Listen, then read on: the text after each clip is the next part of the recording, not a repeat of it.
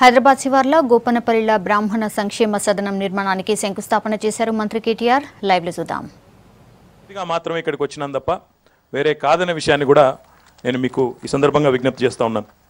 గౌరవనీయులు సహచర మంత్రివర్యులు పెద్దలు రాష్ట్ర రవాణా శాఖ మంత్రివర్యులు ఈ జిల్లా నుంచి ప్రాతినిధ్యం వహిస్తున్న పెద్దలు డాక్టర్ పట్నం మహేందర్ రెడ్డి గారు, గౌరవ పెద్దలు మన శ్రేయోభిలాషులు పక్క రాష్ట్రమైన ఆంధ్రప్రదేశ్లో బ్రాహ్మణ సంక్షేమానికి సంబంధించి ఆ ప్రభుత్వంలో చాలా క్రియాశీలంగా వ్యవహరించి బ్రాహ్మణ సంక్షేమ పరిషత్ ఏర్పాటు చేయడంలో కానీ, అదే రకంగా చాలా చలనశీలంగా ఎప్పటికప్పుడు బ్రాహ్మణుల సంక్షేమ నిమిత్తం ఇతర రాష్ట్రాలను కూడా ఎప్పటికప్పుడు ప్రేరేపిస్తూ ఇతరులకు కూడా ప్రేరణగా ఉన్న గౌరవనీయులు పెద్దలు పూర్వ ఆంధ్రధర్మాన్ని ఆచరించే విషయంలో ఇంత క్రియాశీలంగా ఇంత అద్భుతంగా ముందుకు పోతూ ఇంకోవైపు ఇతర మతస్థుల విశ్వాసం విషయంలో కానీ వారి సంక్షేమ విషయంలో కానీ ఎక్కడ రాజీ పడకుండా ముందుకు పోతున్నారు. కాబట్టి మా మిత్రుడు రామచంద్రరావు గారు కూడా ఎక్కడ కూడా విమర్శలకు మా మీద అవకాశం లేకుండా చూసుకుంటున్నాం అని చెప్పి మాత్రమే వారికి నేను విజ్ఞప్తి చేస్తా ఉన్నా. ఈరోజు గౌరవ ముఖ్యమంత్రి గారు ఇక్కడికి వచ్చేటప్పుడు నేను అడిగిన వారిని, మరి మీరేమో పొమ్మన్నారు, నాకేమో అక్కడ ఏం మాట్లాడాలో తెలియదు, ఏం మాట్లాడమంటారని అడిగిన వారు రెండే విషయాలు చెప్పమన్నారు. ఒకటి, నేను సిద్దిపేట శాసనసభ్యుడిగా ఉన్నప్పుడు నా క్షేత్రంలో ఆనాడే 1980వ దశకంలోనే బ్రాహ్మణ సేవా సదనం నిర్మించాను. ఈరోజు అదే స్ఫూర్తితో రాష్ట్రంలోని బ్రాహ్మణులందరికీ అండగా పెద్ద దిక్కుగా, అందులో ముఖ్యంగా పేద వారెవరైతే ఉన్నారో, అగ్రకులంలో ఉన్నప్పటికీ పేదవారు ఎవరైతే ఉన్నారో, పేద బ్రాహ్మణులు ఎవరైతే ఉన్నారో వారి కోసం, అందులో అమ్మాయిలే కావచ్చు అబ్బాయిలే కావచ్చు, వారి సంక్షేమ నిమిత్తం ఈరోజు ఒక 10 కోట్ల రూపాయలతో ఇక్కడ బ్రహ్మాండమైన గోపన్పల్లిలో బ్రహ్మాండమైన స్థలంలో ఈ కార్యక్రమం చేస్తా ఉన్నాము. దీన్ని 1 సంవత్సరం లోపల పూర్తి చేస్తామనే మాట తప్పకుండా, ముఖ్యంగా రహదారుల భవనాల శాఖ సెక్రటరీ గారు ఇక్కడే ఉన్నారు, సునీల్ శర్మ గారు, మరి అదే రకంగా గణపతి రెడ్డి గారు, వారిద్దరి మీద కూడా ఆ బాధ్యత గౌరవ ముఖ్యమంత్రి గారు పెట్టి ఉన్నారు. తప్పకుండా తన మాటను మరి మీ వరకు తప్పకుండా 1 సంవత్సరంలో పూర్తి చేయమని తన ఆదేశంగా తన మాటను మీకు చెప్పడం జరిగింది. రెండవది, వారు చెప్పమన్న మాట ముఖ్యంగా బ్రాహ్మణుల్లో పేద వర్గానికి సంబంధించిన వారు ఎవరైతే ఉన్నారో, పేదలు ఎవరైతే ఉన్నారో వారి విషయంలో బ్రాహ్మణ సంక్షేమ పరిషత్తు, తెలంగాణ బ్రాహ్మణ సంక్షేమ పరిషత్తు మనం ఏ రకంగానైతే ఈరోజు ప్రతి రంగంలో ఈ దేశానికి ఆదర్శంగా ఉన్నాము. ఒక మిషన్ కాకతీయ ద్వారా చెరువులను పూర్వ వైభవం సంతరించుకునే దిశగా కార్యక్రమాలు చేస్తూ ప్రపంచ పర్యావరణ దినోత్సవం కూడా ఈరోజు, అందుకే ఆ మాట ప్రస్తావిస్తూ ఉన్నాను. నీటి వనరుల వినియోగంలో ఏ రకంగానైతే ఈ దేశానికి ఆదర్శంగా ఉన్నామో జల వినియోగంలో, అదే రకంగా బ్రాహ్మణ సంక్షేమం విషయంలో కూడా భారతదేశానికే ఆదర్శంగా తెలంగాణ నిలబడే దిశగా తెలంగాణ బ్రాహ్మణ సంక్షేమ పరిషత్తు పనిచేయాలనే ఒక ఆలోచనను కూడా వారు వ్యక్తం చేయడం జరిగింది. మరి రమణాచారి గారి నేతృత్వంలో తప్పకుండా ఆ విషయంలో తగిన న్యాయం జరుగుతుందనే విశ్వాసం కూడా నాకుంది. దానికి సంబంధించిన ఆర్థికపరమైన ప్రేరణ, ఆర్థికపరమైన మద్దతు తప్పకుండా రాష్ట్ర ప్రభుత్వ పక్షాన గౌరవ ముఖ్యమంత్రి గారే స్వయంగా దీనికి మరి ఉద్యుక్తులైనారు కాబట్టి జరుగుతుందనే విశ్వాసం కూడా నాకుంది.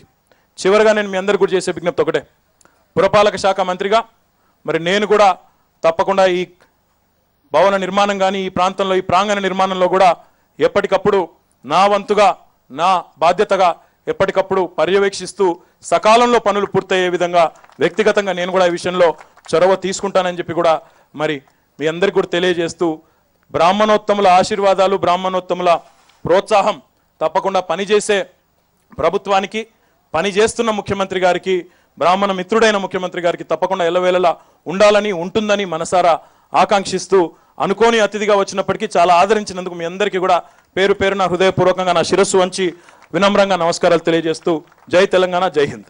ధర్మాన్ని ఆచరించే విషయంలో ఇంత క్రియాశీలంగా ఇంత అద్భుతంగా ముందుకు పోతూ ఇంకోవైపు ఇతర మతస్థుల విశ్వాసం విషయంలో కానీ వారి సంక్షేమ విషయంలో కానీ ఎక్కడ రాజీ పడకుండా ముందుకు పోతున్నారు. కాబట్టి మా మిత్రుడు రామచంద్రరావు గారు కూడా ఎక్కడ కూడా విమర్శలకు మా మీద అవకాశం లేకుండా చూసుకుంటున్నాం అని చెప్పి మాత్రమే వారికి నేను విజ్ఞప్తి చేస్తా ఉన్నా.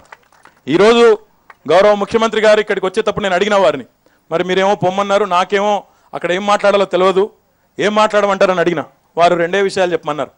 ఒకటి, నేను సిద్దిపేట శాసనసభ్యుడిగా ఉన్నప్పుడు నా క్షేత్రంలో ఆనాడే 1980వ దశకంలోనే బ్రాహ్మణ సేవా సదనం నిర్మించాను. ఈరోజు అదే స్ఫూర్తితో రాష్ట్రంలోని బ్రాహ్మణులందరికీ అండగా పెద్ద దిక్కుగా, అందులో ముఖ్యంగా పేద వారెవరైతే ఉన్నారో, అగ్రకులంలో ఉన్నప్పటికీ పేదవారు ఎవరైతే ఉన్నారో, పేద బ్రాహ్మణులు ఎవరైతే ఉన్నారో వారి కోసం, అందులో అమ్మాయిలే కావచ్చు అబ్బాయిలే కావచ్చు, వారి సంక్షేమ నిమిత్తం ఈరోజు ఒక 10 కోట్ల రూపాయలతో ఇక్కడ బ్రహ్మాండమైన గోపన్పల్లిలో బ్రహ్మాండమైన స్థలంలో ఈ కార్యక్రమం చేస్తూ ఉన్నాము. దీన్ని 1 సంవత్సరం లోపల పూర్తి చేస్తామనే మాట తప్పకుండా ముఖ్యంగా రహదారుల భవనాల శాఖ సెక్రటరీ గారు ఇక్కడే ఉన్నారు, సునీల్ శర్మ గారు, మరి అదే రకంగా గణపతి రెడ్డి గారు, వారిద్దరి మీద కూడా ఆ బాధ్యత గౌరవ ముఖ్యమంత్రి గారు పెట్టి ఉన్నారు. తప్పకుండా తన మాటను మరి మీ వరకు తప్పకుండా 1 సంవత్సరంలో పూర్తి చేయమని తన ఆదేశంగా తన మాటను మీకు చెప్పడం జరిగింది. రెండవది వారు చెప్పమన్న మాట ముఖ్యంగా బ్రాహ్మణుల్లో పేద వర్గానికి సంబంధించిన వారు ఎవరైతే ఉన్నారో పేదలు ఎవరైతే ఉన్నారో వారి విషయంలో బ్రాహ్మణ సంక్షేమ పరిషత్తు, తెలంగాణ బ్రాహ్మణ సంక్షేమ పరిషత్తు మనం ఏ రకంగానైతే ఈరోజు ప్రతి రంగంలో ఈ దేశానికి ఆదర్శంగా ఉన్నాము.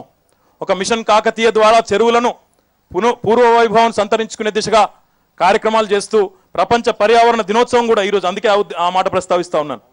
నీటి వనరుల వినియోగంలో ఏ రకంగానైతే ఈ దేశానికి ఆదర్శంగా ఉన్నామో జల వినియోగంలో, అదే రకంగా బ్రాహ్మణ సంక్షేమం విషయంలో కూడా భారతదేశానికి ఆదర్శంగా తెలంగాణ నిలబడే దిశగా తెలంగాణ బ్రాహ్మణ సంక్షేమ పరిషత్తు పనిచేయాలనే ఒక ఆలోచనను కూడా వారు వ్యక్తం చేయడం జరిగింది. మరి రమణాచారి గారి నేతృత్వంలో తప్పకుండా ఆ విషయంలో తగిన న్యాయం జరుగుతుందనే విశ్వాసం కూడా నాకుంది. దానికి సంబంధించిన ఆర్థికపరమైన ప్రేరణ, ఆర్థికపరమైన మద్దతు తప్పకుండా రాష్ట్ర ప్రభుత్వ పక్షాన గౌరవ ముఖ్యమంత్రి గారే స్వయంగా దీనికి మరి ఉద్యుక్తులైనారు కాబట్టి జరుగుతుందనే విశ్వాసం కూడా నాకుంది. చివరిగా నేను మీ అందరికీ కూడా చేసే విజ్ఞప్తి ఒకటే, పురపాలక శాఖ మంత్రిగా మరి నేను కూడా తప్పకుండా ఈ భవన నిర్మాణం కానీ ఈ ప్రాంతంలో ఈ ప్రాంగణ నిర్మాణంలో కూడా ఎప్పటికప్పుడు నా వంతుగా నా బాధ్యతగా ఎప్పటికప్పుడు పర్యవేక్షిస్తూ సకాలంలో పనులు పూర్తయ్యే విధంగా వ్యక్తిగతంగా నేను కూడా ఈ విషయంలో చొరవ తీసుకుంటానని చెప్పి కూడా మరి మీ అందరికీ కూడా తెలియజేస్తూ, బ్రాహ్మణోత్తముల ఆశీర్వాదాలు, బ్రాహ్మణోత్తముల ప్రోత్సాహం తప్పకుండా పనిచేసే ప్రభుత్వానికి, పనిచేస్తున్న ముఖ్యమంత్రి గారికి, బ్రాహ్మణ మిత్రుడైన ముఖ్యమంత్రి గారికి తప్పకుండా ఎల్లవేళలా ఉండాలని, ఉంటుందని మనసారా ఆకాంక్షిస్తూ, అనుకోని అతిథిగా వచ్చినప్పటికీ చాలా ఆదరించినందుకు మీ అందరికీ కూడా పేరు పేరున హృదయపూర్వకంగా నా శిరస్సు వంచి వినమ్రంగా నమస్కారాలు తెలియజేస్తూ, జై తెలంగాణ, జై హింద్.